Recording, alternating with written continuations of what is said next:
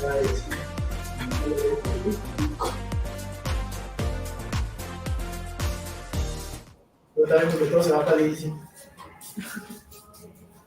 everyone, welcome everyone. Can you hear me? Yeah, I think now you can hear me.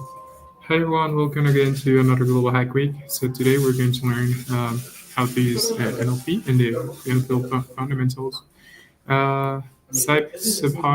Subhankare, I think it's pronounced. Let me know if I'm pronouncing well. So yeah, welcome everyone. Welcome again to another Global Hack Week. I'm so glad to see you everyone again. My name is David. I'm a coach in Mexico. So it's so nice being here again. Yeah, thank you so much. Hi, Amity. It's nice to see you again. So if you don't know me, you're going to know me now. So just let me quit some things really quick and let me share my screen so I can present myself. So yeah, hi Alama, hi Lander, hi Chingwei, Chinwei, is it Chingwei Pegbu? Hi Chingwei, hi LNGPR. Hi everyone. Hi Nidal. Hi everyone. Welcome back again. Oh my god, there's so many of you. Hi everyone. Hi Tabriel. Hi Jay. Hi Ellen. Hi Shaneth. Welcome everyone. So yeah, let me just share real quick my screen so you can see it. Uh, Good afternoon, everyone. Yeah, I think now you should be able to see my screen. Yeah, actually you are not able to see that, right? Uh, yeah, I think now you can see it. Cool. So, welcome everyone. So, welcome again to the workshop of Hack Your First NLP App. So, if you haven't heard every like in 10 about NLP, you're going to find it out today. So, first of all, my name is David. I'm a coach here at the MLH. I'm also a software developer engineer at Aspentech. I also work on communities as a GitHub campus expert. I'm the founder of one hackathon here in Mexico called GigaHacks. And I love hackathons. I love participating with the hacker community. I love being here with every one of you. I was once upon a time 2 years ago, MLH fell in the Meta Summer 2022 cohort. It was really fun. If you don't know anything about the MLH Fellowship, I totally encourage you to find out and to search what the MLH Fellowship is. I also work in a machine learning group or like a community called ML Cats. And currently, I'm building some random stuff like Texas startup research tools and some other stuff. So yeah, let's continue. So let's just get started. So first of all, have you ever heard about NLP or things like that? If you have never, we're going to find out today what NLP is and how we can work with NLP. So first of all, NLP is stood for Natural Language Processing. It is a field of artificial intelligence that focuses on interaction between computers and humans through natural language.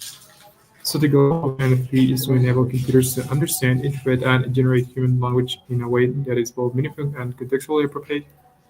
And the right question here is where can we use NLP, right? So NLP is used in a lot of ways. One of them, like the most popular, is like text analysis, like analyzing sentiment in like text, like on Twitter. Uh, Also, let me just let me know if you can hear me or if I suddenly die. Mm, I think I'm alive, but I don't know if you can hear me well. Cool. So let's just continue. So yeah. Text analysis like we can probably on text analysis that basically is parsing and analyzing text to extract useful information such as sentiment analysis, name entity recognition, and topic modeling.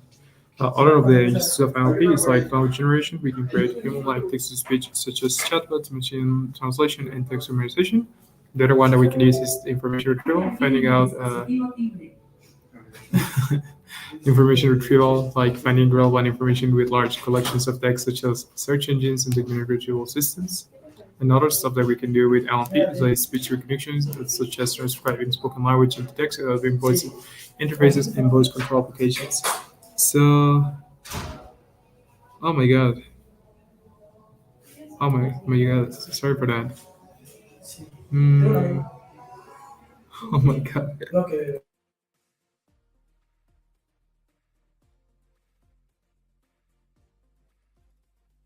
Yeah, I'm so sorry for that. Let me try to fix that.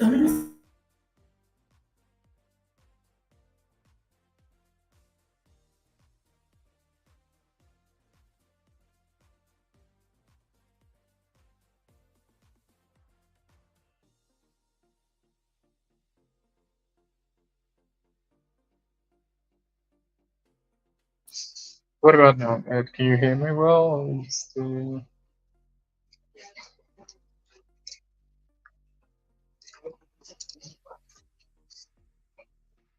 Let me know if it is fixed or if there's still some kind of noise.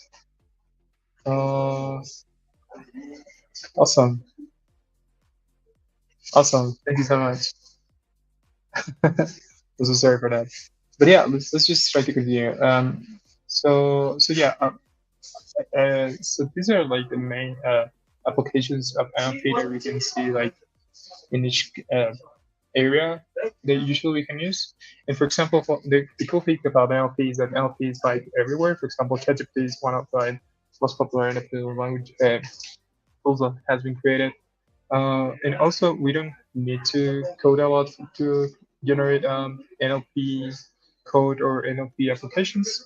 So the cool thing about it is that we can create NLP with whatever we want. We can use language, we can use also Python, we can use cloud or anything that we want.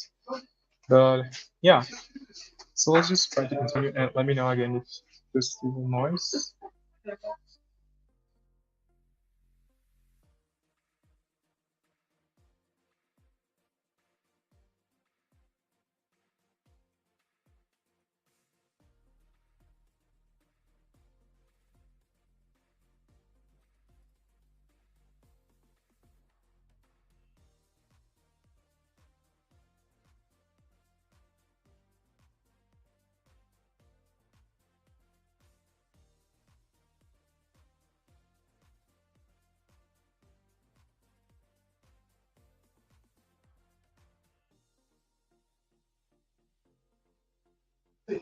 What about now?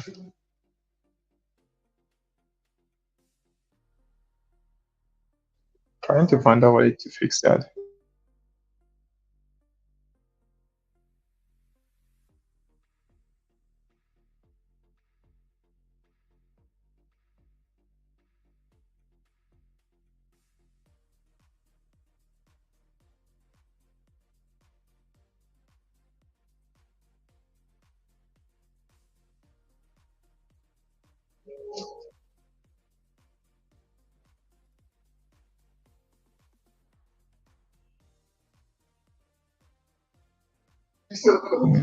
Okay, I'm going to assume that everything is working now, so I'm going to continue with it. Okay.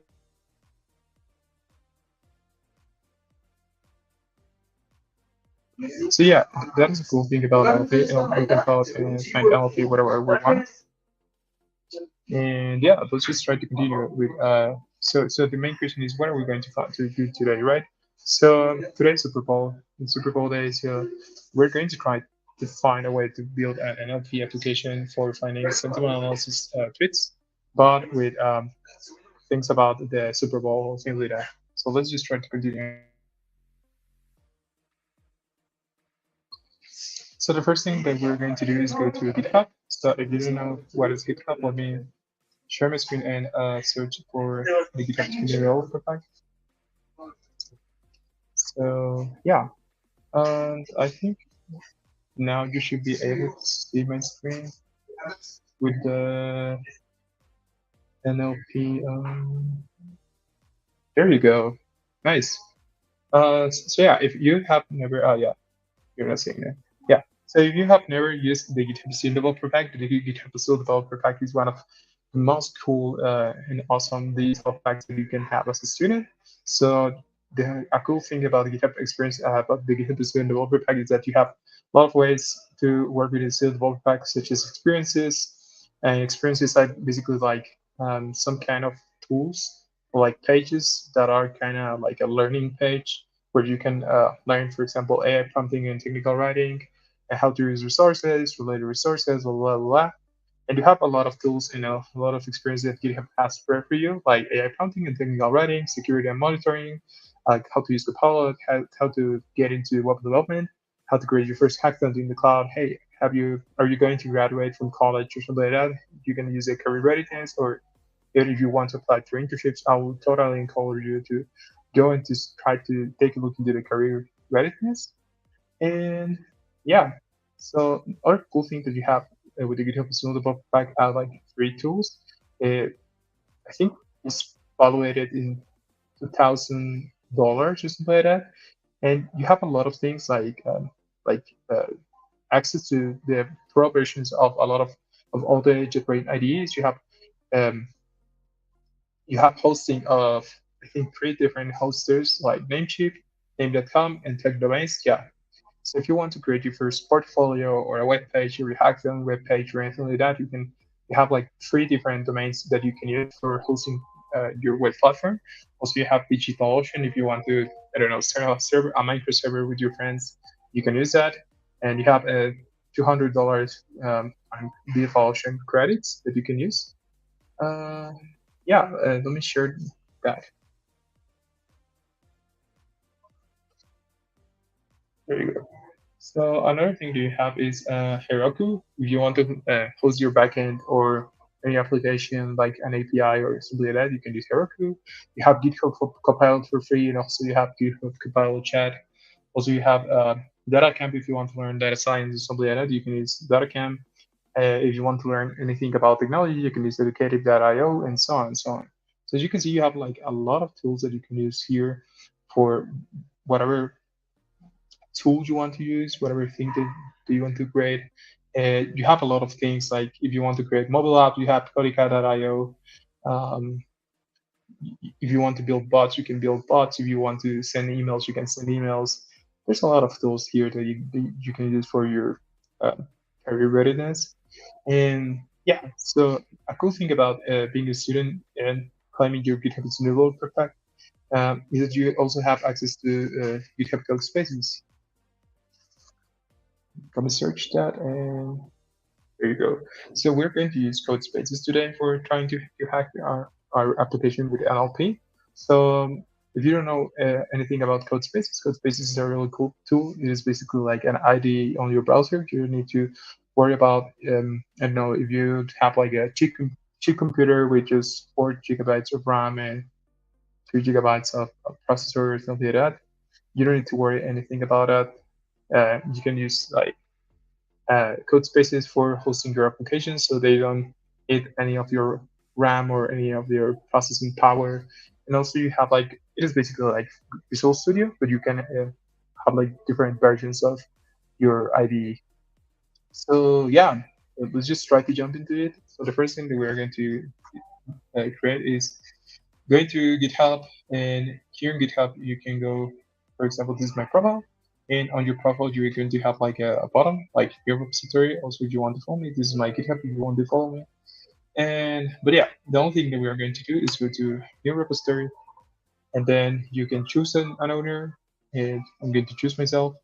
And after that, let's just try to put in like no Hagwig NLP, something like that. Oh yeah, it's AIML. Well, Hagwig AIML NLP, and then learning how to hack the an NLP app. There you go. And let's just try to add a README file and create a repository. Oh yeah, add a license too. And create a repository, and yeah, I think everything should be ready to go. And now that you're here on your repository that you have just created, let's just click into the code space and create the code space on main. And the code space should be created currently. And I think I'm going to share my, yeah. So a new tab is going to be open, and after opening that tab, you're going to see that you have your code space being created. And after creating that code space, you can start hacking everything that you want. So for example, here's our README, and with this README, you can have, well, it is loading, right? Oh yeah, I passed this.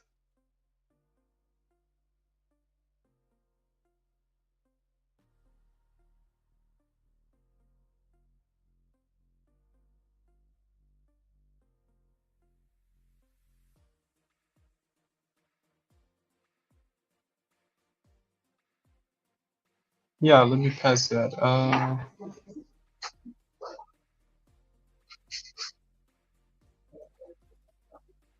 No, yeah, actually, there's a chicken link that I think I passed at the start of the stream, but I can pass it again. Don't worry about it. So remember to register with this link. I'm going to post it here, and so you can see it whenever you want. And yeah, let's go. Super. So yeah, the first thing that we are going to see is how to use NLP library with Python. So the first to create a Python file, like main.py,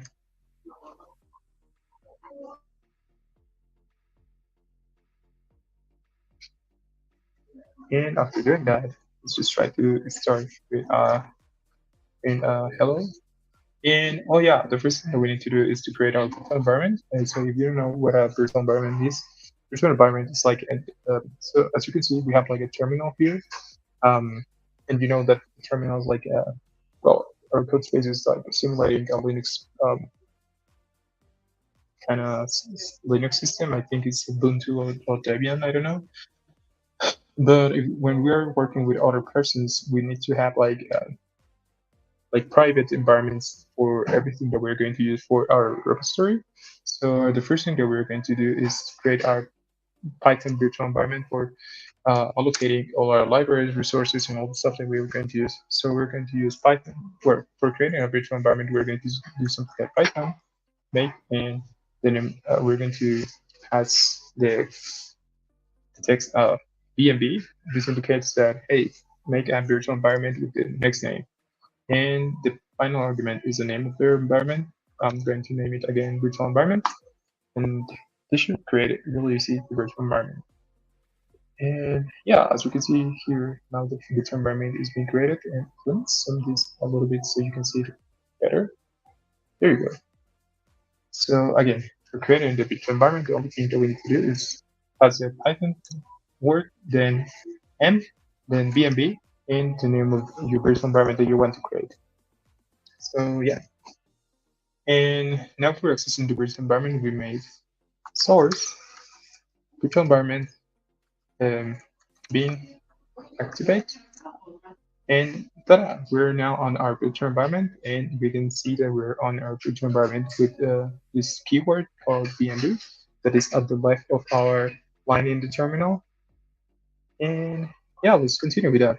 So, oh, also we're going to add that git ignore file that is going to ignore our environment folder. So we're going to put BNB, and there you go. After that, I think we should be able to, yeah, there you go. So now that we have, so we created skid ignore for ignoring like all the scripts and sources and libraries that we have here in our virtual environment. So we don't want to pass that into our Git history. So yeah, let's just try to continue. So give me just 1 second.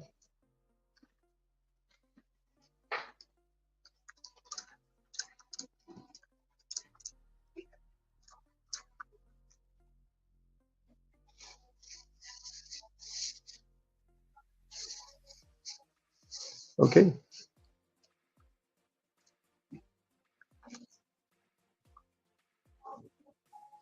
Mm, so yeah, the library that we're going to use in this session is called Natural Language Toolkit.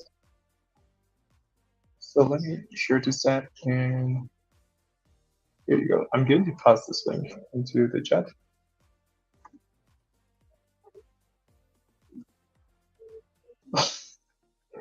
Oh my god, I'm sorry. So let me repeat that again. So I'm guessing that you couldn't see like the terminal right here. So let me share my like the process of doing this. So for getting out of the virtual environment, we can use the command deactivate. And for creating the virtual environment, we should use the command python and bnb that is a keyword for creating a virtual environment and the name of the virtual environment. For example, I use DNB, like virtual environment again. And also we can use some other things like, I don't know, environment, like virtual environment, like the full word and things like that. And for accessing virtual environment, we should use something like source, DNB, slash bin, slash activate. And with that, we are able to get into the virtual environment. And then we can use the word deactivate for getting out. And the same thing for getting in. Okay, so let me just clear this. And okay, now we are ready to go. So I just passed the library that we need to use um, for this session. We're going to see the, uh, you mean the deactivate one, or you mean the source the environment? So the point, it is a good practice because when you are working with a team, uh, yeah, I think, I don't know, if you're on Windows, I think you can. If you're not, I don't know, to be honest. So the importance of using the virtual environment is like yeah, virtual environment creates an isolated Python environment that is actually deployed to use a much dependent. And why we want an isolated Python environment? For example, if you're working on Windows and if you have worked with Python before, you're going to see that you are going to have like a lot of libraries and things like that. So when you're installing, like, I don't know, yeah, I don't know, take a library in your Windows computer. Maybe you have another version, or maybe your Python is Python 3.6 or 3.9. So there can be a lot of problems with versions. Uh, oh yeah, the license file is just a license that you can put in your project for having a license that is yours, and if someone steals that from you, it's basically for copywriting. But yeah, ignore that. I mean, you can work just in your local stuff, but it is a good practice to always have a virtual environment and have a file of requirements.txt that is like your package manager, or like your, if you have ever worked with oh yeah, it is just NLTK. So let me first share this stuff and pass like the thing that we are going to use. So the only thing that we're going to use here is pip install NLTK, or um, yeah, I think the only thing that we need to use is NLTK. So let me share that here, and this again, and let me put this. There you go. So let me just do install NLTK.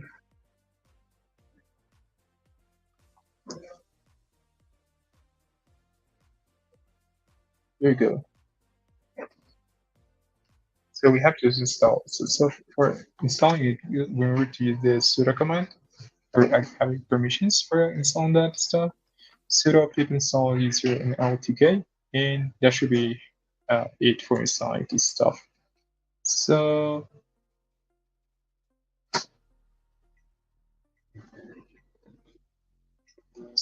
now that we have installed that, we're going to now okay, let me pass a command here. Um, the chat.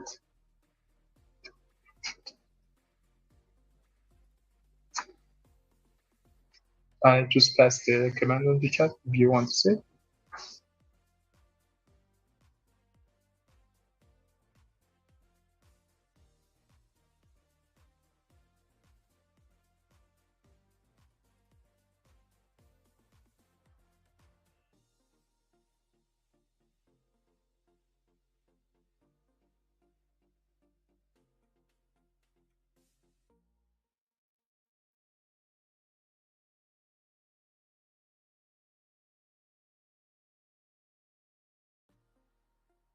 All right, so let me know if someone is behind so we can continue, or if Very good.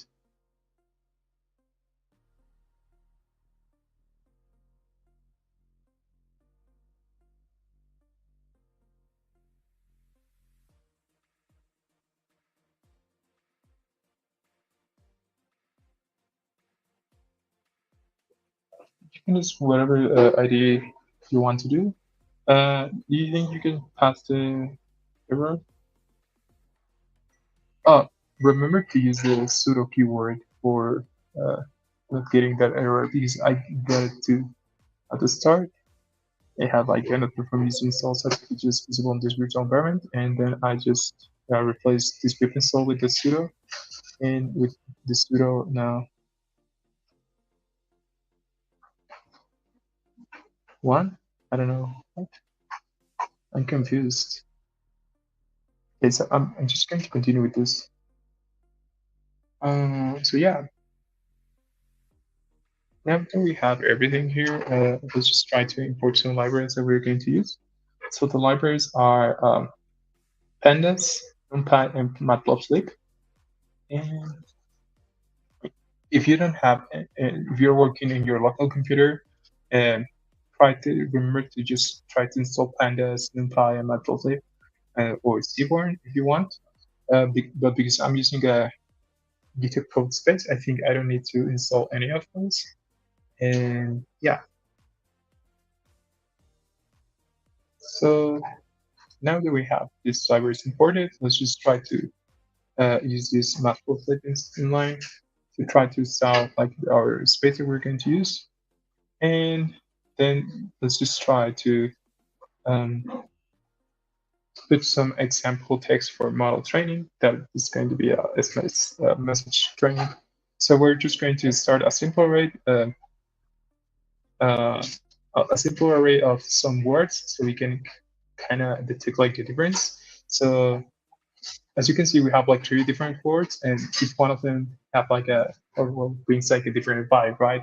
So the last one is like super urgent, like someone is on trouble. The other one is just like a favor, and the other one is like a reminder, like I'll call you. Mm,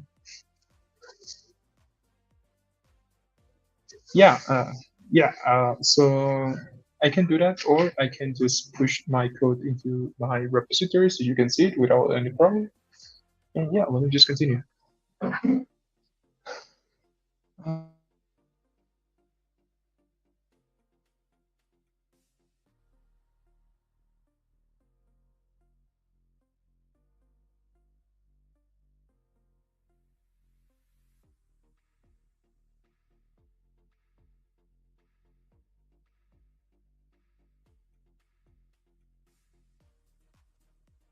Yeah, I think it was I muted? I think it was. I don't know. Yeah, let me pass the repo. I think I didn't pass it, right? So I'm going to, well, I have just made the push to the repo so you can see like the current changes, and I'll keep pushing like each change for each part of the workshop so we can see a little bit more of this. And let me know if, okay, yeah, super cool. So, mhm. So also other library that we're going to use is scikit-learn. So let's just try to go here and see the scikit-learn installation. Uh, so I think I didn't explain to you was yeah, let me do that.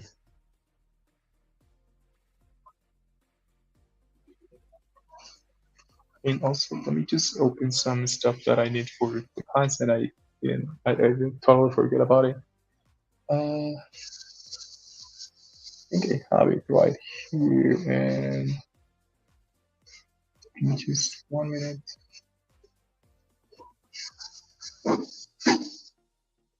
There you go. I think I have it right here.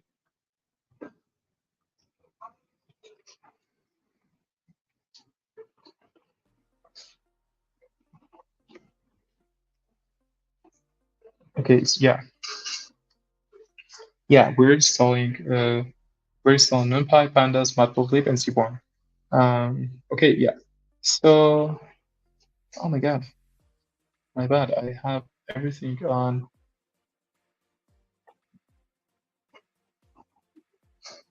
Spanish. Hmm, thinking about. Um, I have the material that I want to show you, but the problem is that it is in Spanish. So I'm thinking, okay, what I'm going to do is just to try to get everything of this, try to copy it and translate it, and then create a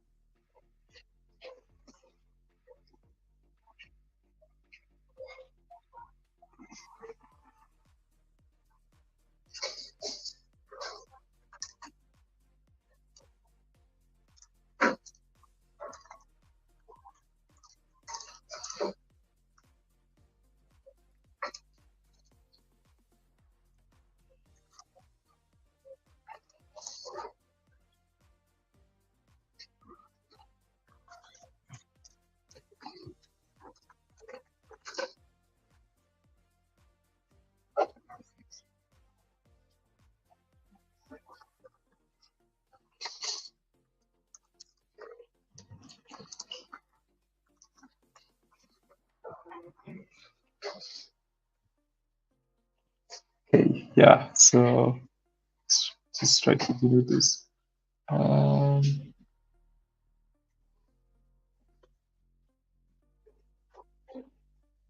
yeah, so there you go. Okay, so this is the material I was talking about you. So these are just fundamentals of natural language processing. There's a whole library of things that you need to know for working with language processing, natural language processing, and we're going to see them here before getting into all of this. So I hope you like the notion. It has like a lot of stuff like um, architecture, previous transformers, transformer bases, what is an error on an RNN or recurrent neural networks, what is a GRU and things like that. But the thing that we're going to do here, I just kind of see um, uh, the fundamental concepts that we need to know before getting into NLP. So the first one is tokenization. So tokenization is one of the most fundamental steps on natural language processing, and it refers to the process to convert a text into little units that the computer can understand, called tokens. They can be words, they can be subwords, only maybe characters, depending on the scope that we're using. So it is important because it allows us to pass a computer something that the computer can understand and can identify. So, for example, if we have a word like I like to learn or like I like to hack, we can divide that word into I like to hack and also a point, right? And also we can create some kind of tokenization depending of the um, in the scope that we want to use. So we have like types of different type of tokenization, like tokenization by words, tokenization by subwords, or tokenization by just characters. So for example, we can divide by individual characters. Like for example, if you have like a word like that, we can divide like the word into CAT, right? So we have also like a lot of things that.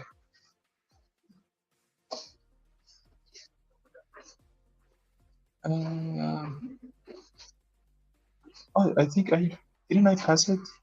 Oh my god, I thought I passed it already.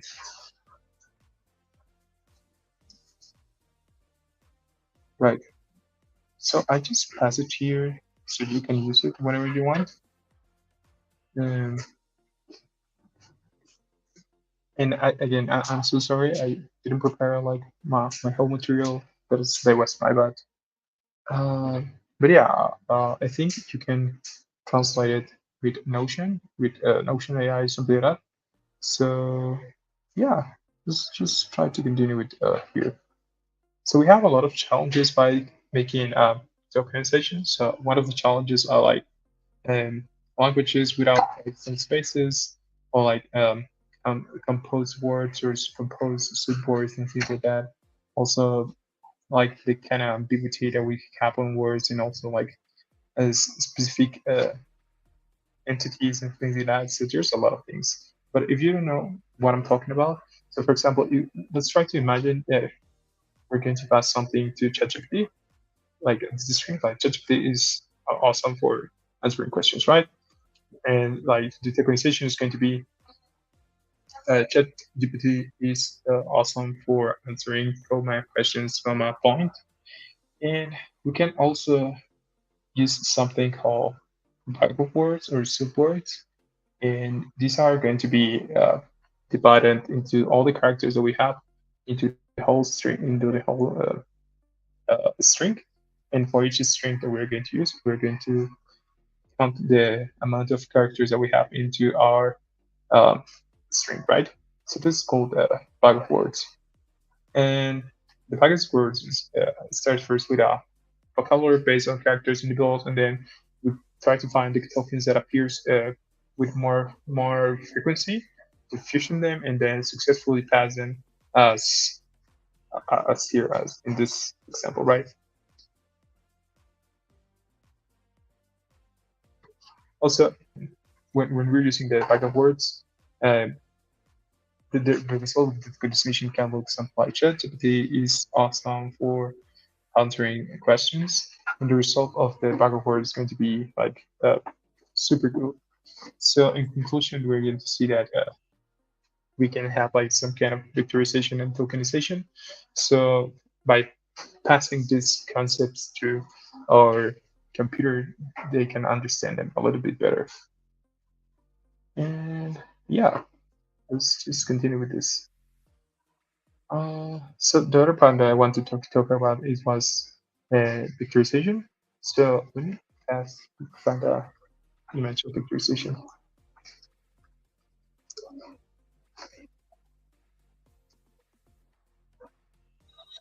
Uh, okay, yeah. So I think with this example, it's a little bit better to understand a little bit more of what is vectorization. So basically, vectorization is um, it's a process of transforming like the text into some kind of vectorial numbers. And these vectors can be used as an entry for models of machine learning, and also we can use them as um, kind of we can use them as tools for these models that require operate numeric inputs for operating like successfully. And we vectorize this because as humans we understand like words easily. Like for example, when we're babies, we can find something like a dog, for example, right? Like maybe when we are like kids and we as humans see the first dog, we can say like, "Hey, that is a wow wow." And if we go some other time to park or walking the street, we can see another dog, so we can say, "Hey, that's a wow wow too, right?" So we, in some kind of way, understand that all these different dogs are dogs or are like wow wows. And the thing is that sometimes when we find like a super different dog, like maybe this one that we have never seen before, we can identify that that dog is a dog, right? And so now we can we can index like the word dog with the concept of seeing this kind of animals, right? So computers cannot do that. So that is why we try to pass, instead of passing a word of like dog, we pass we pass numbers, because computers don't understand words, they understand like numbers, right? Well, in some kind of way they understand words, but yeah. So with tokenization we pass this kind of vectors that we use for converting text in some different ways. So the first and most popular one is like the one hot encoding. So one hot encoding for each word that is on the vocabulary, they're representing each word is going to be representing a position in the vector, like 1 or 0. So for example, if we are passing like uh, an array fulfilled with words of animals like cat, dog, or bird, the word cat is going to be represented as 100. The word dog can be represented as 010, and the word bird can be represented as 001. I think I have an example here. 100 encoding. No, awesome. I need to search for 100 encoding. There you go. So this example is better. So by looking up at this as the 100 encoding thing, I was telling you that we're going to have like different things here on different words into a vector. So we're going to have 4 words in this example. The 4 words are colors. The first one is red, blue, green. Then in the final we have blue at the end. So for each word, we can represent each word by one hot encoding of each word. So because we have 4 different ones, um, because we have 4 different colors, the one hot encoding of each color can be represented by the position of each word with an activated one and so on and so on. So for example, the color red can be represented as just 1000. The color blue can be represented as 0101, and the color green can be represented as 0010, right? And why is that? Is so as you can see, we have like 3 different colors, and on the full vector we have on the full vector we have just 3 different colors, but the color blue appears 2 times. So we kind of pass that vector by the amount of repetitions that we see for each one of them, right? So we have, for example, the color blue appears on the index, on the ID2, on the ID4. So that is why that one is activated and the other zeros are not. Okay, so let me know if you're understanding what I'm saying. I know there's a lot of theory. I know that the title is to hack your first NLP application, but if I don't explain this, it's going to be a little bit harder to understand. So yeah, that's vectorization. And also we have some other kind of we also have some other types of vectorization. The most popular one is the bag of words. So bag of words can have like a vocabulary, like we can pass like 3 strings like, hey, I like machine learning, or I like NLP, or I like to work with text. And with all these phrases that we have passed, we can create our own vocabulary for each different word that we found in all the texts. That so we can divide all these words in different unique words, and then we can pass for these unique words that we have just built and do something with that. That is going to be our vocabulary. So, for example, if we use some words that are already into our vocabulary, like, for example, the me gusta, we can find that me gusta, it appears at the index 0, and so on for gusta, and so for L, and so for aprendizaje, and so on and so on. So the cool thing about it is that we can just pass or activate the current words that are into our vocabulary. So for example, we have thinking. So for example, we have the so we can activate that. For example, this word appears into our vocabulary, and then which other one? Language, natural language is also into our vocabulary, so we can change that vector, right? So let me pass. Let me share here so you can understand a little bit better. Um, Yeah, there you go. So for example, if let's imagine that we have into our bag of words or into our vocabulary different words like dog is on the table. So or like park at dog is on the table. So imagine that this is going to be our vocabulary. So now that we're passing a new string as the doc is on the table, we can see that on our vocabulary into our vocabulary we have different words, but the ones that appear um, are in color green and are activated. So that is a kind of vector that we can pass to our computer. So the computer kind of tries to understand what is going on, right? Cool.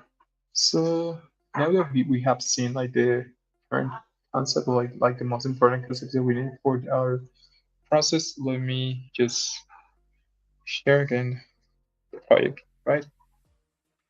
hmm So now that we're here, maybe we just a little bit, and okay. So now that we're here, and now that we have understood a little bit more um, about the vectorization, we're going to pass this. We're going to create this line, and I'm assuming that you have already installed scikit-learn. If not, let's just try to go here into scikit-learn documentation. Let me pass this link into the chat.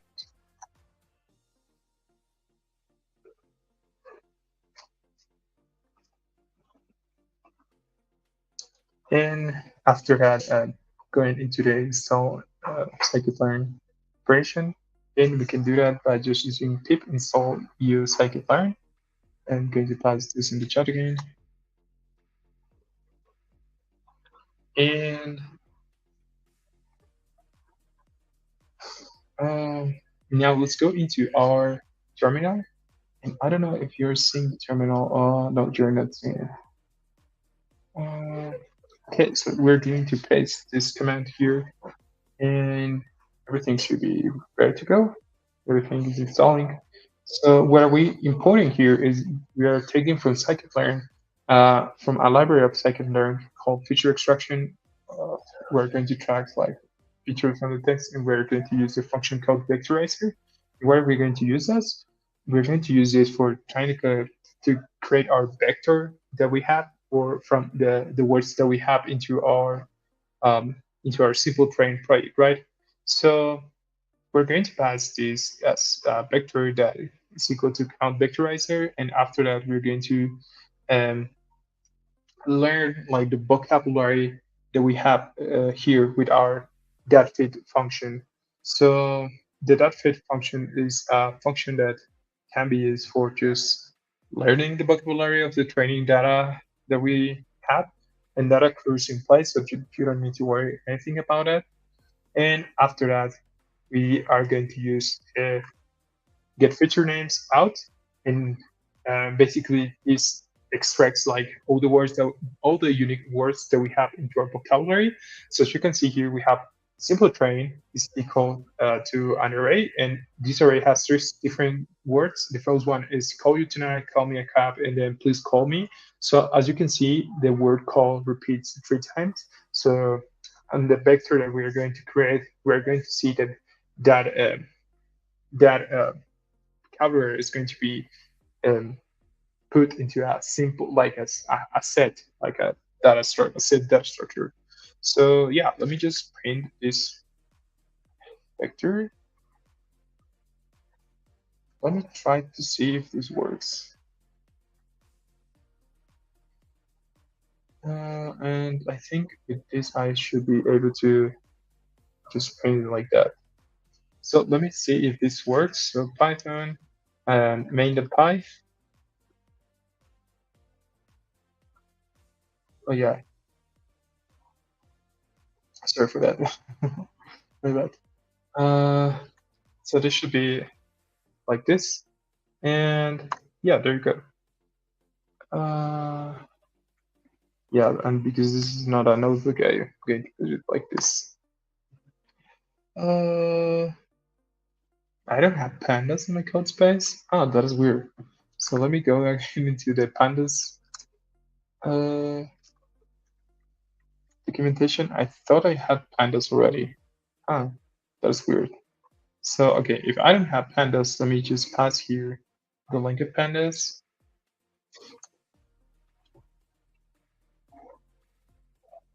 And yeah, that is a documentation page. And for install pandas, I'm going to use pip install pandas. Thought I had it already. Hmm. Okay, so while we wait, let me just push the changes here and vectorization of our vocabulary. And with this, we can just pass this, confirm it, and sign everything now up. So yeah, so everything looks good now. Let me try to see if I can use this now. Oh my god, I don't have any library. What is going on? Uh, pip install matplotlib.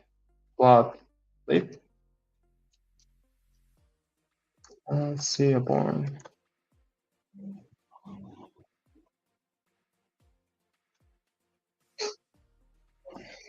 Okay, so now that I have everything, I'm going to present this stuff here and to requirements. .txt. Okay, so what this does is create this kind of package controller of all the packages that we're using here. So I'm going to pass this into the repository. So this is like the packages. Let me pass this here. And so as for using this, you can just go here into our terminal and clear this out and do well, first enter into your virtual environment, and after entering into your virtual environment, do pip is pip r requirements .txt. So pip install r requirements .txt, and everything should be ready to go. Everything is going to be installing in your computer as easy as that. Oh my god, you're not seeing everything. Yeah, I know. Yeah, I'm so sorry for that. Sorry for that. Uh, yeah, it's so hard. I just have one monitor for seeing everything.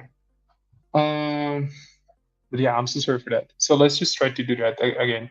So the only thing that I did was to create a new requirements.txt file. For creating this, I just did a command called pip freeze and underscore. Well, I don't know how it's called, like greater than and requirements.txt. So I'm going to pass this here. So the code is already updated in this repository. Like everything is ready to go. Like the last commit was made 1 minute ago, so there should not be any kind of problem. So I pass again like uh, the link of the repository so you can use it. And yeah, everything should be good. So yeah, the only thing that I did was to pass create a text file that has like all the libraries or dependencies that I'm using. So that is why we use pipfreeze requirements.txt. And for installing all your dependencies in your virtual environment, so the first thing that you need to do is get into the virtual environment and then do the command pip install uh, slash I'm sorry, how is this called? I don't know.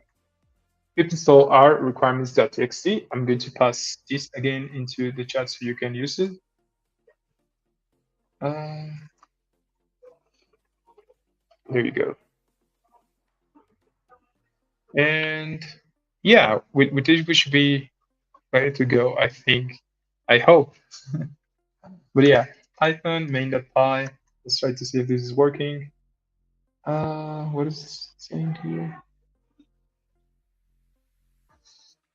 Oh, deprecating warning fire will become required dependency pandas in the next major release pandas and have blah blah blah for pandas SPD.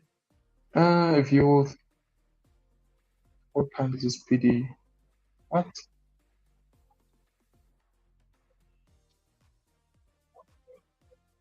Okay, so I'm going to skip this until we use pandas. Let me just do this again, see if anything's going up. So if not, yeah, I think I need to use the print function to see this. There you go. So as you can see, we have already like a vocabulary already created. So we have cop, call me, please tonight you, and it is sorted by alphabetically. So yeah, everything seems cool.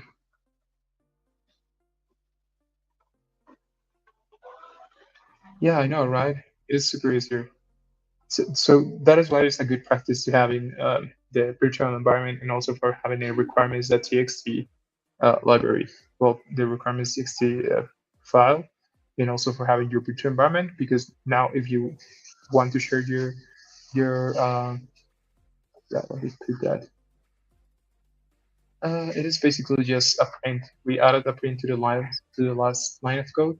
So if you want me to repeat what we're doing, so this is basically for just setting up like the configuration of our plots that we're going to do, and also the we're creating like a vocabulary here. And for creating the vocabulary, first we need to pass like the the words or like the strings that we're going to use, and after that we are going to use a function from a library of well a dependency of scikit-learn called feature extraction.text.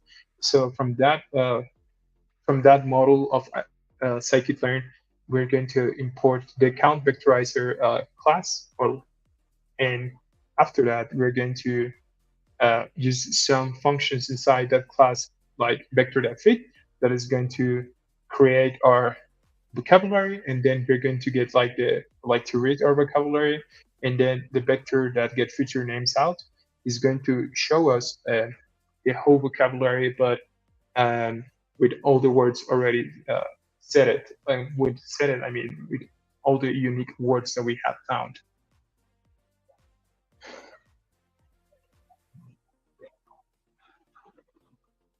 Uh, oh yeah, I did not count the repo. I have found it was only imported libraries. Yeah, that is all right. Don't worry about it. But the thing that I want to say is that it is important to have a requirements.txt function. I mean, a requirement.txt file, because we want to share the if we want to share our project to some other person like on the internet, it is easier to having that file, and it is easier to work with like the whole dependencies by isolating all that those dependencies in our virtual environment that doesn't mess with the libraries that we are already using in our system like Windows or like Linux and things like that. Yeah, so now that we have done this, we are now seeing like okay, we have finished that. Now what? So now we're going to So you remember that this was tokenization, just getting like the unique kind of words that we have. So now we have to do the vectorization for translating uh, that vocabulary into something that the computer can understand. So for that, we're going to use some other thing and some other function that our vector has. So this is going to be the transform function. So basically, this is going to be just transforming the data that we're using into our a matrix or a vector that the computer can understand. Um, so this is going to transform our vocabulary into this training data that we're going to use, and then we can just see how this looks, right? So now let's try to in, and there you go. We can see like my vocabulary and how it sees now that it is already vectorized into something that the computer can understand. And yeah, let's go. So let me push the changes here.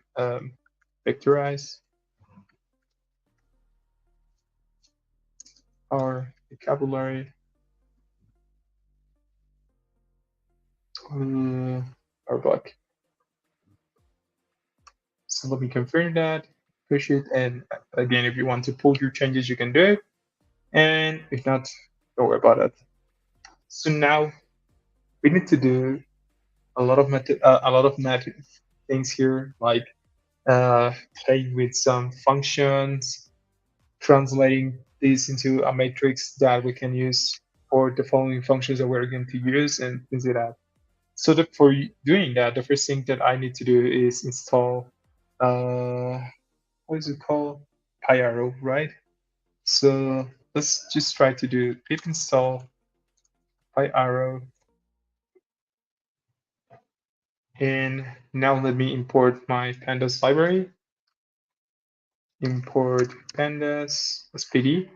So let's see if now this is giving me like the same errors. Uh, no, everything is up, is ready to go. Okay, so why we install pandas and PyArrow? So we install PyArrow because pandas it depends on PyArrow, so we first install PyArrow and things like that. But yeah, don't worry about it. So now we're going to use pandas to try and play with the vector that we have just created and translating into a matrix that we can use, or like an array that we can use into the following function that we're going to use. So we're going to first pass this and pass our matrix into a simple array. So let me print this again so you can see it. And there you go. We have passed from this into a simple array. So this is like the final form of our vocabularized vectors that we have just created. So now we can pass this or extend something like the whole vocabulary um, with the features that we can have here, right? So for doing that, we're going to plot this thing with our a data frame that we can see, and we're going to pass this as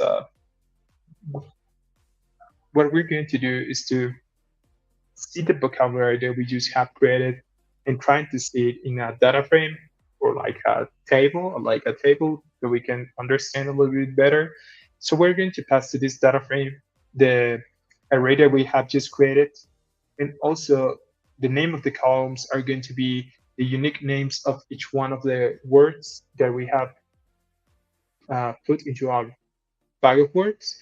So let's try to see how this is look.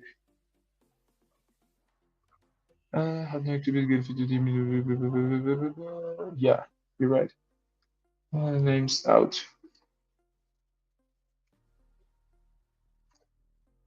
And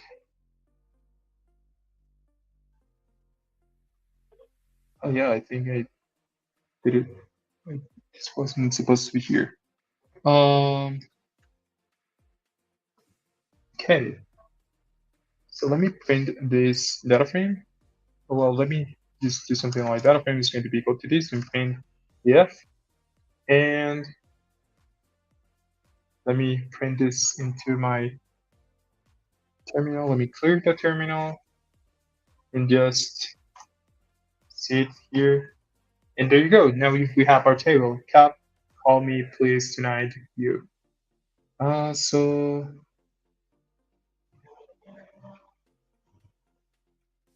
mm-mm-mm.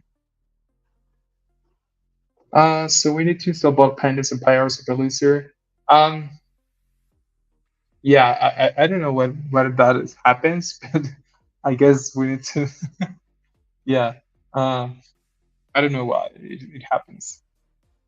But a thing that I want to do is to update my requirements.txt file so I can put the current changes that I created. So let me just select my requirement name and do a trace and requirements.txt. So I can update this and let me push my changes. And now we have seen everything ready to go, right? So this is going to be data frame and dependencies.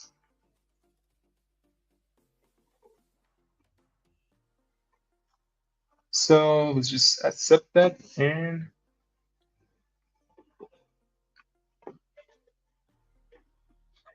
yeah. Yeah, I just push it.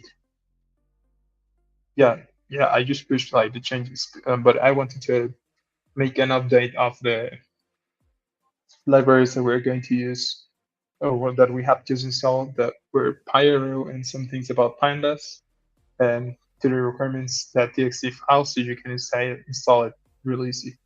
So let's continue with this. So now that we have our vocabulary, let's try to play with it, right? So so the thing that we're going to do here is that each individual token that we have just created or the frequency of it is going to be treated as a feature. And because the vector that we have passed to or the vector that we have created, the simple train DTM to array function creates this vector that we have here. And this vector has like unique features that are unique tokens that appears from each token of our vocabulary. So what we're going to do is that we're going to check each kind of document that we have here and try to use another test to try to see how this interacts with some other stuff, right? So what I mean with this is that basically we're going to pass just test data, like this will call me, like, and we're going to use this into our already taken vocabulary to see if it recognizes like the words that we're using from our new test, and just going to see uh, how the data is being displayed here.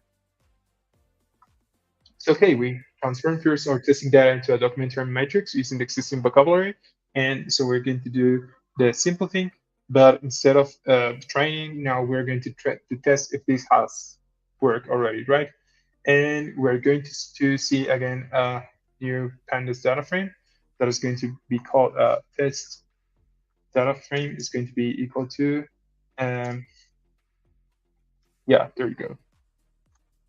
And then we're going to find the test data frame, but we're going to say something like print, uh, I don't know, testing test data frame, and this is going to be the training data frame. Training data frame and the testing data frame. So now let's just try to see if this works correctly. So python.main, and ta-da, there you go. So now we have trained a vocabulary that can understand any kind of words that we can pass here. And the test data frame like analyze like the things that we have here and can understand like with the current vocabulary that we just have created, like each words that we have into our vocabulary, it kind of understand or like display which ones are the words that we have into our vocabulary and the ones that we have not into each word or like phrase that we want to pass it. So now our computer understand how to do this. So yeah, let's just try to continue. Uh, let me know if you have any questions, if you're seeing everything good, if everything is okay, if I'm missing something, if I'm missing some comment into the chat. Uh, you still streaming? Yeah, I'm still streaming, Dylan. Uh, yeah, let me push. Okay. Um, this is going to be test data frame. Let me put these changes here and let me do something here. And all right, so we have, okay, so now we have, let's just try to understand what have we seen already.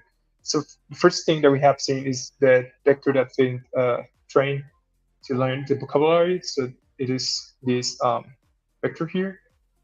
The the vector fit function, we have learned that it basically takes the vocabulary that we have passed to it and learns it. Then we use other stuff called like the transform function that basically it transforms the training data that we have passed it with the vector that fit into the documentary matrix that we have created. And after that, we have learned again another function like vector that transform the test. So we have seen that we have vector transform our testing data and also our training data. So yeah, let's just try to continue with this. So we have learned how to cast vocabulary, how to fit it, how to train it, how to transform the data from a matrix to a simple vector that our computer can understand. And yeah, so now we have learned how to tokenize some stuff, so some words into a big vectors that our computer can understand. So yeah, let's continue with this. Uh, Trying to see. Give me just 1 minute till I can pass something here.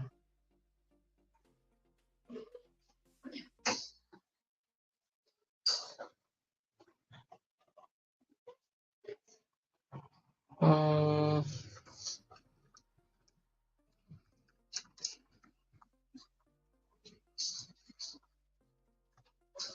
okay. So remember the library that I passed you called NLTK? So we're going to use it for uh, trying to create like sentiment analysis.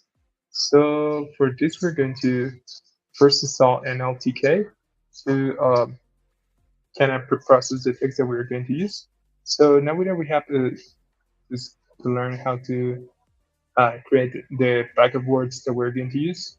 Uh, we're going to use the NLTK library that we have just installed for making some cool stuff. Okay, so let's just open a new file, and I hope I have enough time to explain this. So let me put sentiment analysis.py, and yeah, let's just try to copy and paste this, and we import everything that I have here, and there you go. So let me push all these changes, and then I'm going to explain it a little bit. And and analysis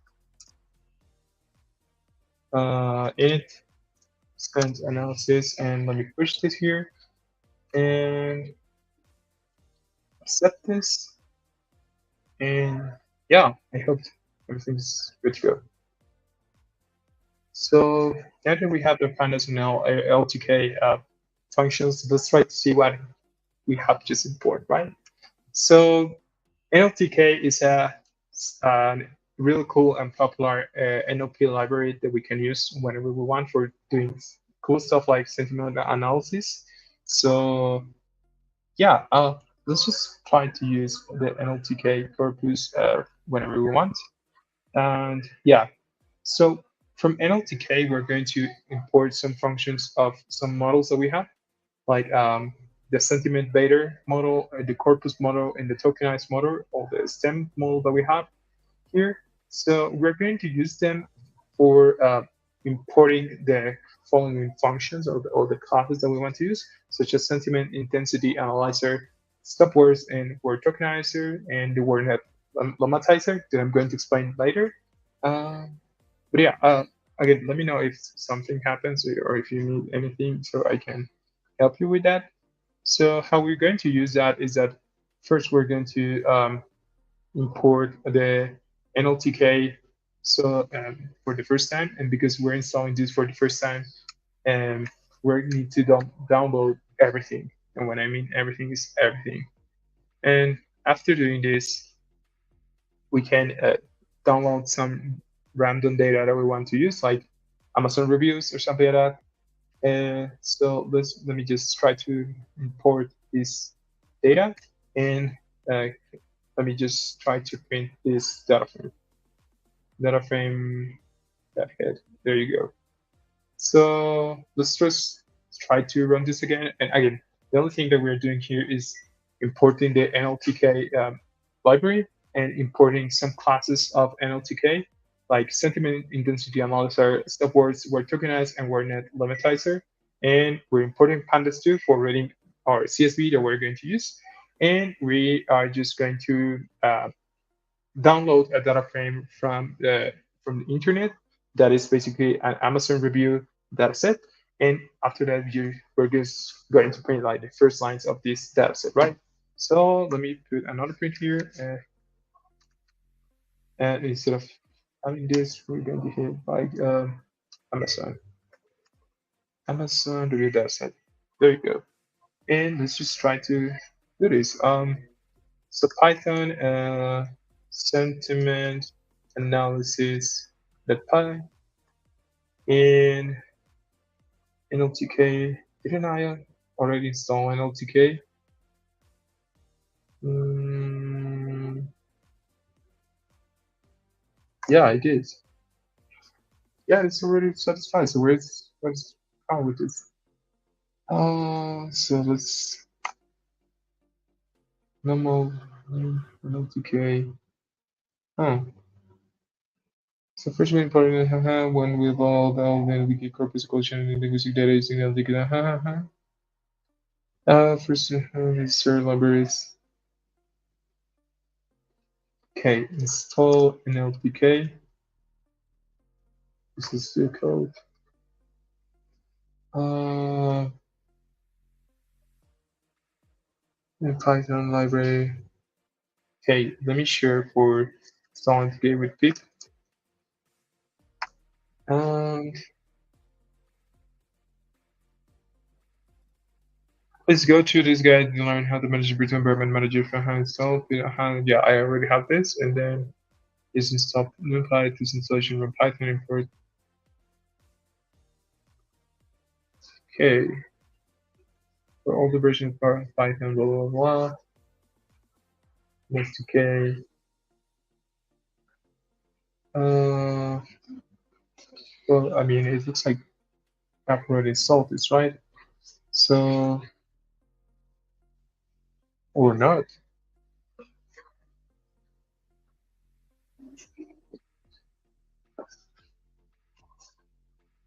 Mm, okay, so let's try this again. Um, there you go. Yeah, nice. So now we're downloading all the data that we need from the NLTK library. And let me know again if you're seeing everything good, if you have any words or if you have any comments. Uh, oh, yeah. Yeah, let me explain that. Uh, so what we're doing here is we're installing NLTK library. So again, NLTK is just a NLP library that we want to use.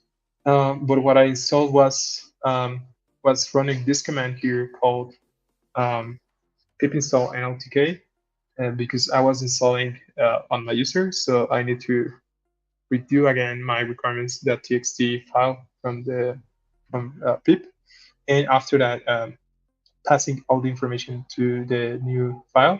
So what are we doing with the NLTK download all is downloading like all the current functions that we need from NLTK, like the stop word function, word tokenizer, and word net limitizer, and sentiment intensity analyzer. So we can use it in our project. And yeah, so yeah, that is the only thing that we are doing. We're not doing other stuff.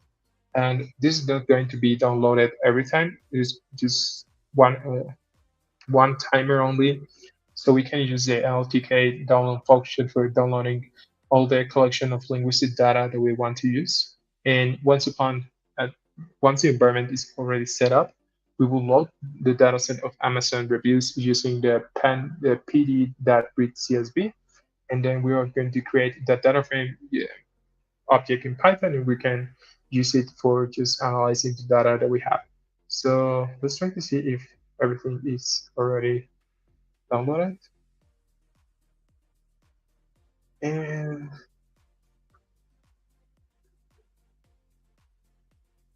uh, yeah, I'll pass you the CSV file. Don't worry about it. I don't have any CSV file. I'm just downloading it. I'm just reading a CSV that is on the internet. So remember that you can use a pandas that read CSV function for reading CSVs that are on the internet. So they're going to be used like on the cache and things like that. So you don't need to have any CSV files here. So don't worry about it. And yeah, I'll push everything when everything is up. So nice. Yeah, so now we can see the data set that we have. So we have like the IDs, the review text, and if it is a positive review or not, right? So we have 0, 1, 2, 3. This is one of the best apps according blah blah blah, and it is a positive review, right? So what are we going to do with that? We're going to um, we're going to project all the text that we have here. And how we're going to do that? We're going to create a new function called proposes text, and we're going to pass the text that we have. So that text is going to be uh, the current data frame that we have. So first, let's just try to create that function. So let's just try to create a function by using the process text function. And so for doing that, we're going to use it to create a function right here. So now that we have this, we're going to first tokenize all the text that we have. So for doing that, we're going to use the work tokenizer class or function that we have, and then we're going to pass all the text that we have and lower it so we don't see like uppercase data and all the stuff. Oh, what is going on? What is going on? I don't know how to pronounce your name. Is it LNGBR or something like that?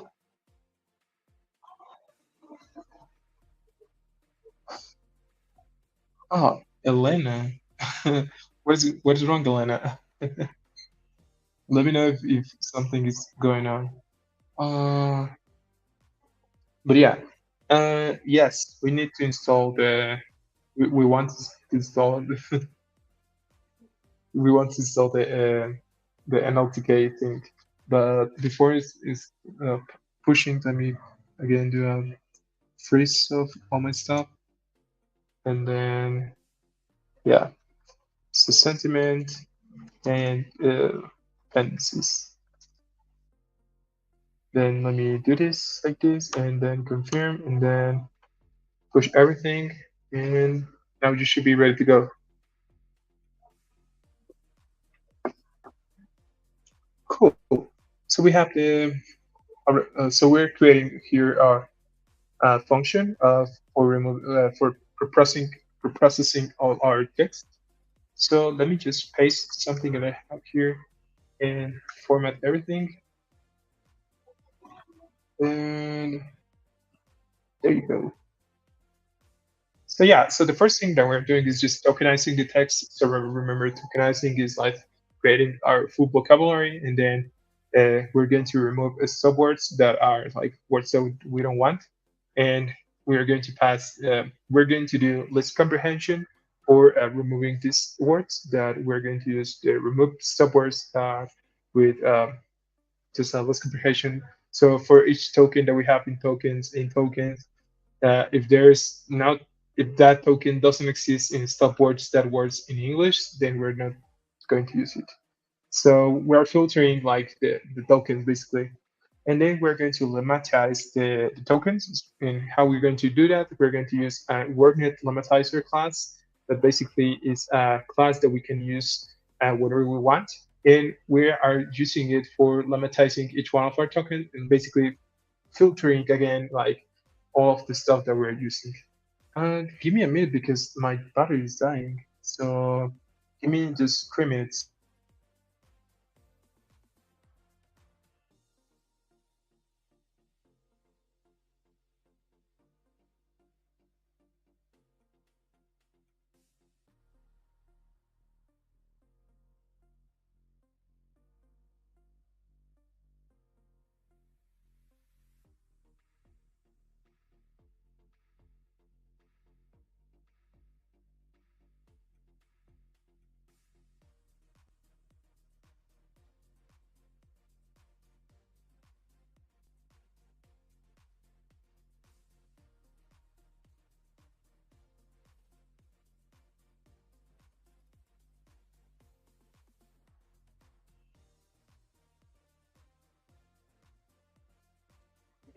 Hey, I'm back.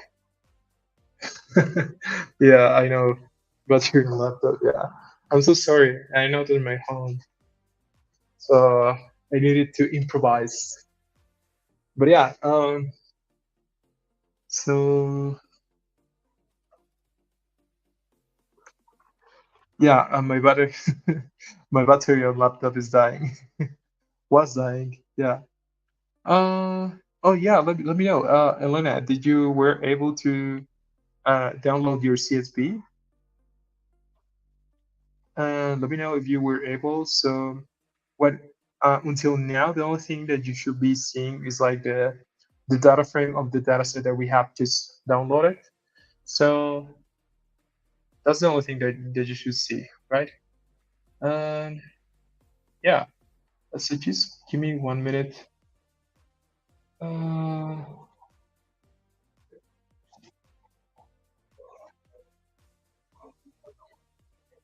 Give me 1 minute. Mm, right. So yeah, we can continue with this. Where we're what was what was I saying? Oh yeah, we're processing our text. This function is basically just for processing all data, like uh, filtering things that we don't want to, and limitize like your tokens and tokenize things and factorize everything. Blah blah blah. Uh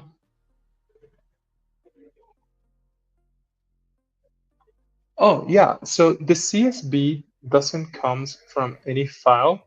What we're doing is like what we are doing is the download the CSV, but from other part of the internet. So as you can see, we're using a panda function for read a CSV, and we're not passing exactly like an the location of our CSV inside our folder or like our project. We're passing an HTTPS link, right? We're passing a link into the internet.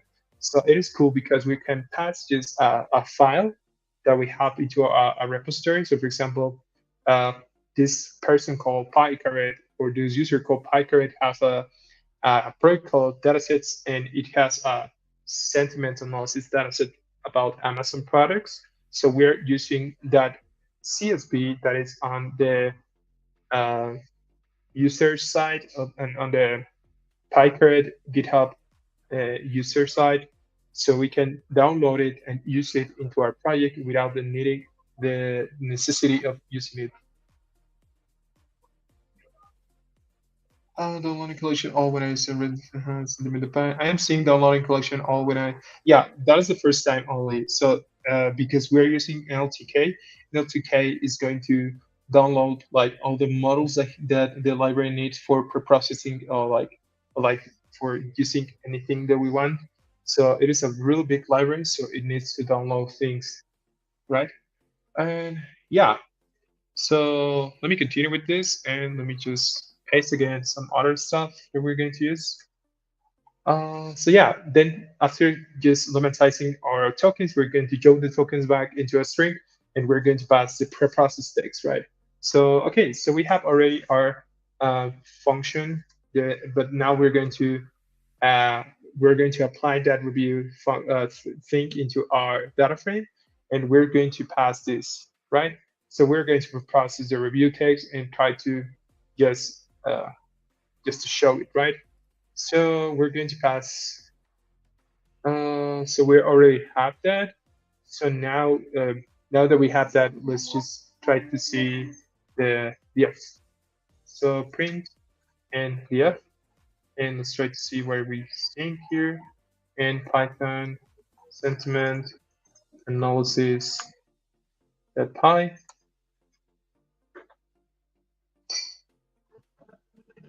Oh my god, yeah, it announce it each time.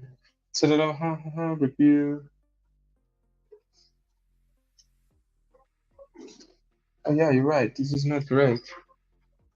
Give me just 1 minute.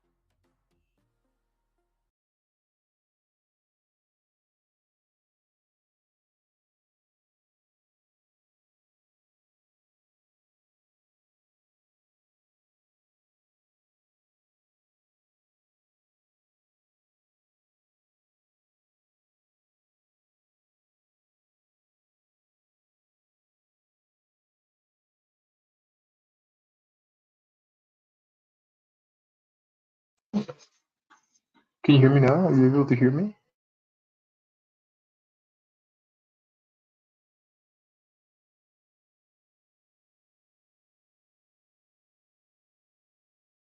Oh, Nate, thank you so much, Dependent. I'm so sorry I pressed the airplane mode button. I'm so sorry for that. I'm from Mexico and from a place in Mexico called Veracruz. Do you want to see some pictures about Veracruz?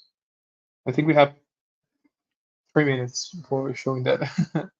But yeah, it is basically a coast state. Okay, so let me Veracruz.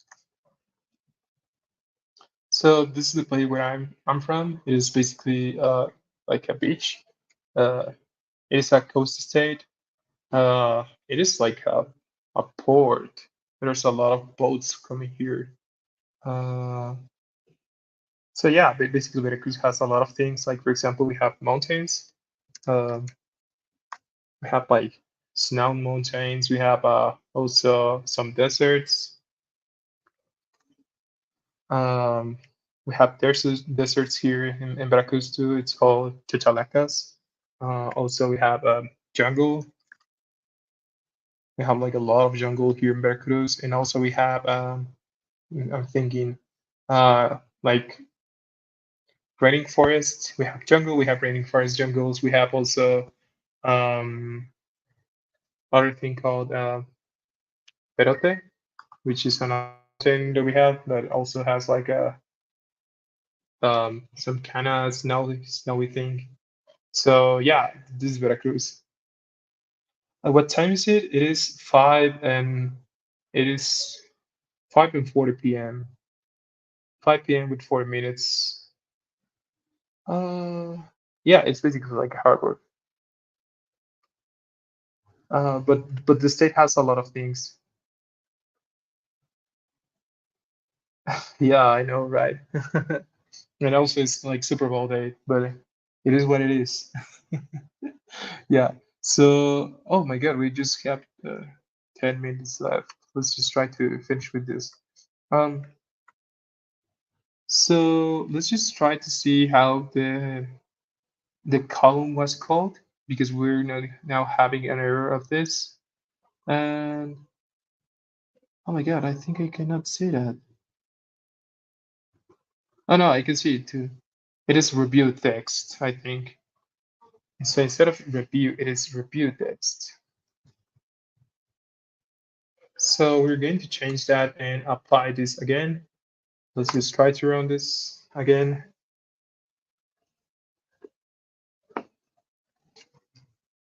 So we first print out like the first data frame, and then we need to pass that text of the data frame to the function. And now we're going to wait until the function finishes to process all the data that we're passing. So this is going to take a minute maybe. So while we wait, let's just try to continue with this and um, go to the next step.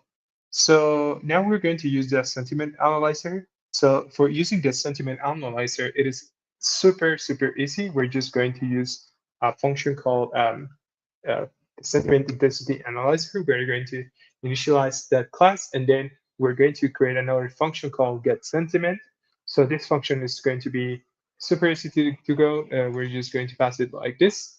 So basically, it's going to score 1 or 0 before like for the tokens that we're going to pass to that function, and we're going to return like the sentiment that basically it is 1 or 0. So now that we have this function, we're going to apply that sentiment function for the review text to try and kind of get the sentiment to see if like it is a positive sentiment, it is a negative sentiment, or something like that. So for doing that, we're just going to pass um, this. We're going to apply to the review text, and oh, it finished. So there you go. We have passed everything that we want to, and it looks like it has already processed.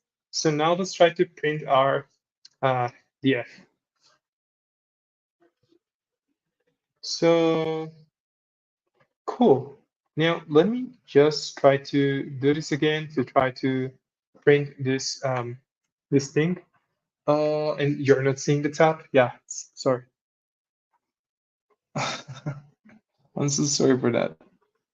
Yeah, let me push this. So this is sentiment analysis. Let me put this here and confirm, and then just push it. And while this is creating itself, let me just go here and see and show you what have we done. So until now we have done not much. The only thing that we have created was a preprocessed text a function that basically tokenizes all the text that we have from our data frame. And remember that our data frame has 4 columns. The first one is the ID.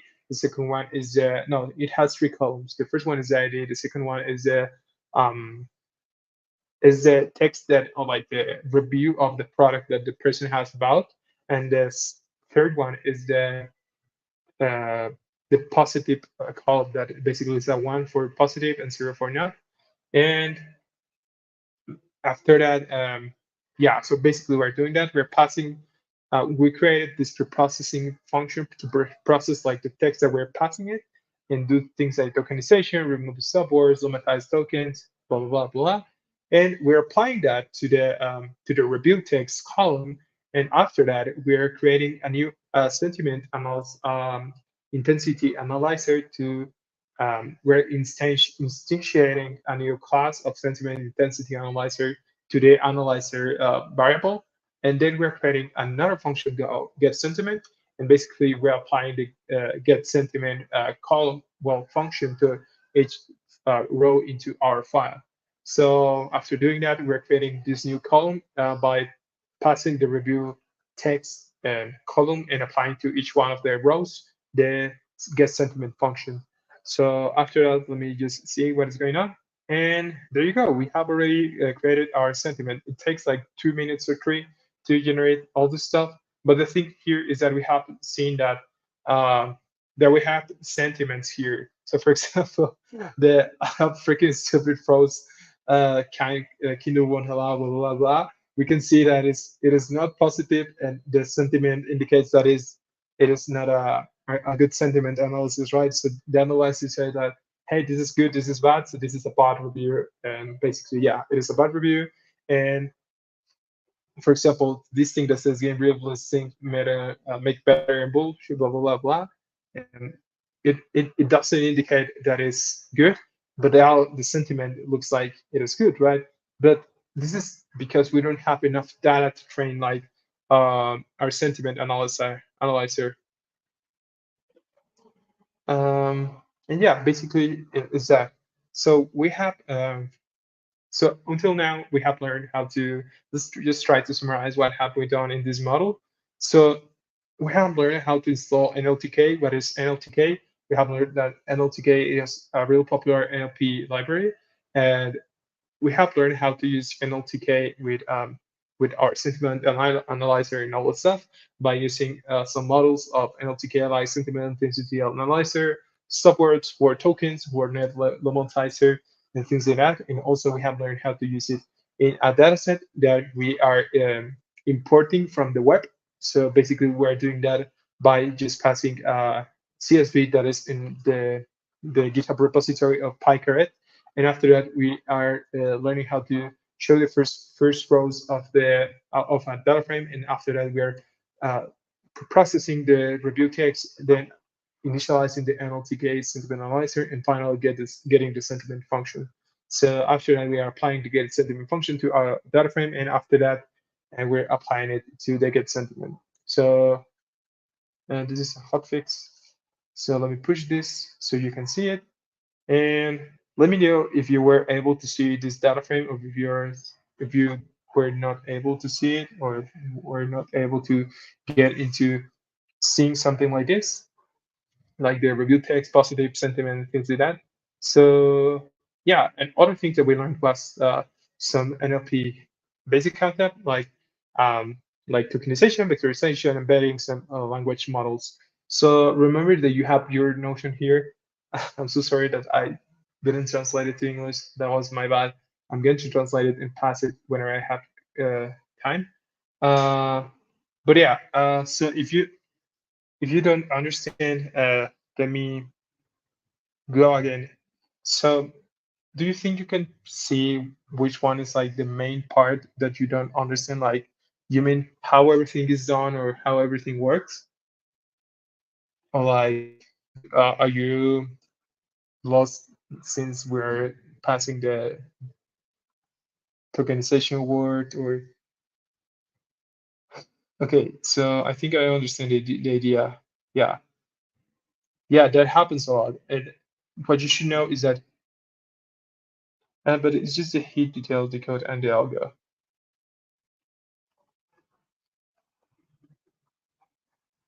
Yeah. So basically, okay. So let me get here again. Uh, how can I explain this? So you understand the idea, but you're having troubles like understanding what is going on here. So let me go into the documentation of the sentiment analyzer, NLTK sentiment analyzer, intensity analyzer. So let's try to see the documentation of the sentiment analyzer. So again, we have your a lot of here of stuff here, but let me search for intensity. There you go.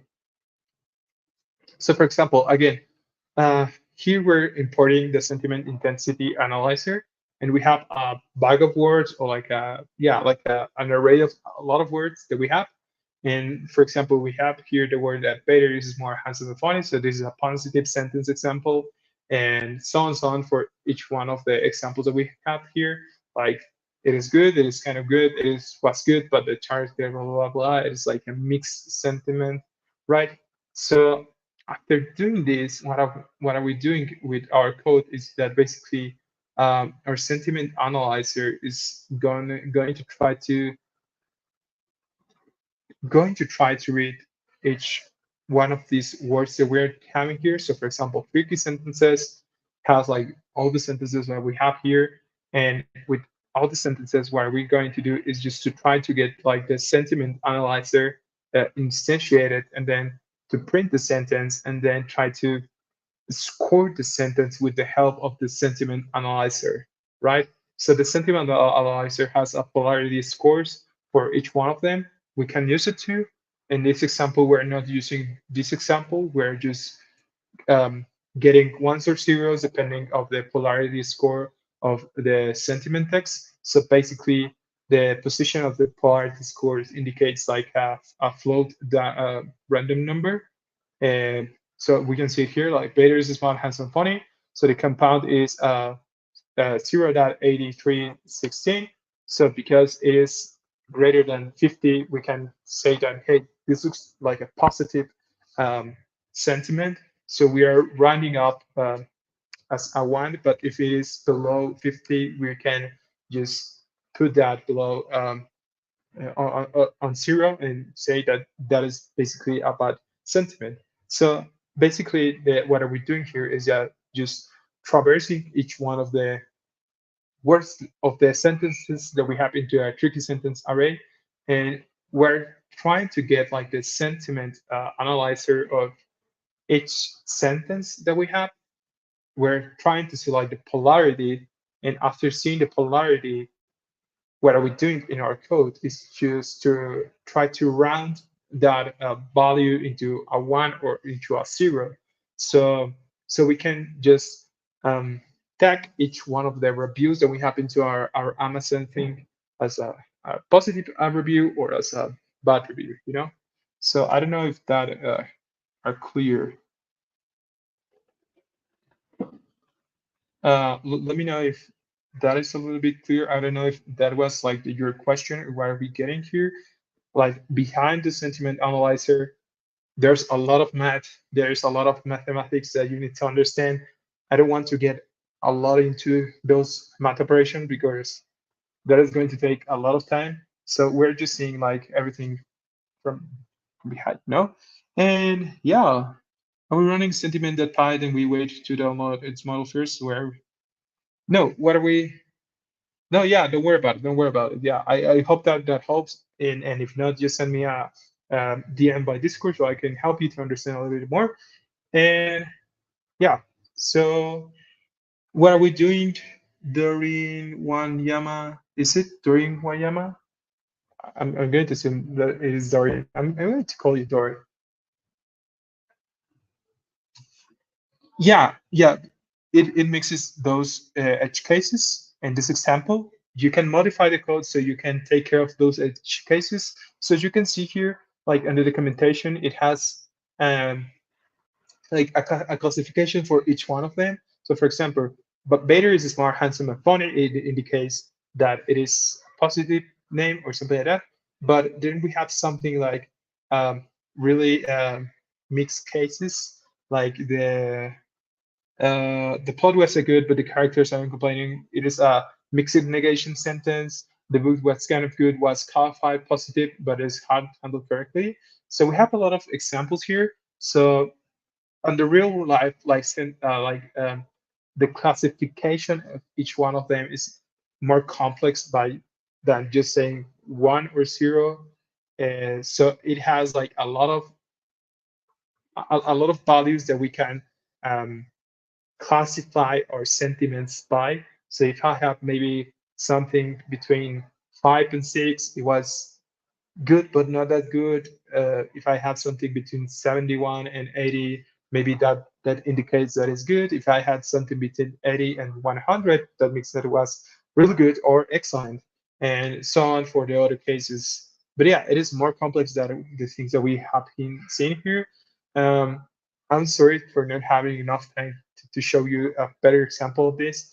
I hope you at least learn some things like the bag of words and stuff, or like what is vectorization, what is tokenization, why we convert the letters as numbers and things like that, so that our computer can understand and that you understand a little bit more about the library of NLTK. I encourage you a lot to read the documentation of NLTK and to see the tutorials of NLTK because it is super easy. It takes you like just half an hour to create a really cool application. Unfortunately, we don't have like enough time to see all the stuff that we want to see. But yeah, so I have 5 minutes only, so let me know if you have any question, and if not, I think I'm going to um, end this thing. Uh, oh, thank you so much, Reggie. Yeah, thank you so much. Where are you from, Reggie? It's 3 a.m. 3 a.m. Are you from India or something like that? India, our. Oh no, India is. Oh, you're from India. Oh, cool. Yeah, the code is on GitHub. I already shared the link. I already made the pushes. I already made everything. Uh, Again, um, I hope you learned something. NLP is kind of complex. You have a lot of math stuff behind. You need to have a lot of knowledge, like from matrices operations, vector operations, a lot of stuff. But I hope this super quick 2 hours lecture can help you trying to understand the basic things or the basic knowledge about NLP. Also, you have the Notion if you want to use it. You have the Notion. It is not translated to English, but you can translate it. Let me pass it again here. Uh, uh, blah, blah, blah. Oh, hi, Pollo. Pollo Bunpao. Hi, Pollo. Are we going to have? No, unfortunately, I like uh, my duty of feeling like my available hours was kind of late or something happened with the organization. But yeah, but unfortunately, we're not going to have another session of this. But you can send me a DM in Discord if you have some questions. And Yeah, thank you so much for being here, Paul. Uh, no, I'm not. I'm not. uh, I think there's one really good channel that you can see um, on YouTube that it is super super cool. Um, but the only problem is that I just have it in Spanish. Um, you know which one I really like a lot? The natural language processing course of TensorFlow from zero to hero. It is super good. I encourage you to take a look to it. It is super awesome. You might love it. And there are a lot of NLP libraries. You can use whatever library you want to use. And also you can see like for example, I learned NLP by just asking ChatGPT, hey, can you give me a list of topics that I need to understand NLP and things like that? So that is how I built the notion of the fundamentals about natural process language. And I mean, you can use like whatever you want to use. But yeah, thank you so much for being here. I'm running out of time and someone needs to be here. So thank you so much for being here. Thank you so much for registering. Don't forget to register into your event if you're participating in this Global Hack Week. So I'll see you in other time. I think tomorrow or yeah, I think tomorrow I have another class, but there's of a different topic. Uh, yeah, I'm having the yeah after the mobile apps and NLP project, I'm going to create a to host the creating your first rack app. That is something real cool. I encourage you to come so you can learn how to create your first rack app. And I'll see you tomorrow. So thank you so much for being here. I hope you enjoy it. I hope you learn a lot. I'll see you tomorrow. If you want to watch me, I'll be uh, at 6 p.m. ET if you want to see me. And yeah, thanks so much for being here. I'll see you tomorrow. So see ya.